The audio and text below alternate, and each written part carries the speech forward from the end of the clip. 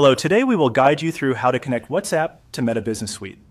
To begin, open Meta Business Suite in your browser and make sure you're on the main home screen for the business account you want to manage. Starting from the correct business account is important because any settings you change here will apply to that specific business setup. Once you're inside Meta Business Suite, look to the bottom left area of the screen and click Settings. This section is where Meta places the main business configuration tools. So if you ever need to manage assets, permissions, or connected accounts, this is usually the place to start.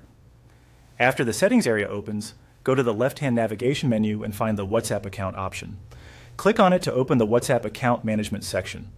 This is where you can view existing connections or add a new one. If you don't immediately see it, take a moment to scan the menu carefully, since the Settings panel can contain several categories. Next, click Add.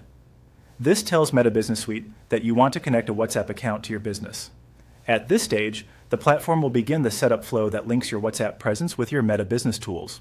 You'll then be asked to select an adding method. Choose the method that matches your situation. For example, you may be connecting an existing WhatsApp business presence or setting up a new one, depending on what Meta displays on your screen. Read the options carefully before selecting, so you choose the path that best fits your business needs. Once you've made your selection, continue by following the on-screen procedure to complete the setup. Meta will guide you through the remaining prompts, and these may include confirming business details, verifying the WhatsApp account, or approving the connection. Since the exact screens can vary slightly, it's best to move through each prompt carefully and review the information before submitting. If anything doesn't look right during the process, pause and double-check that you're working in the correct business account and using the correct WhatsApp details.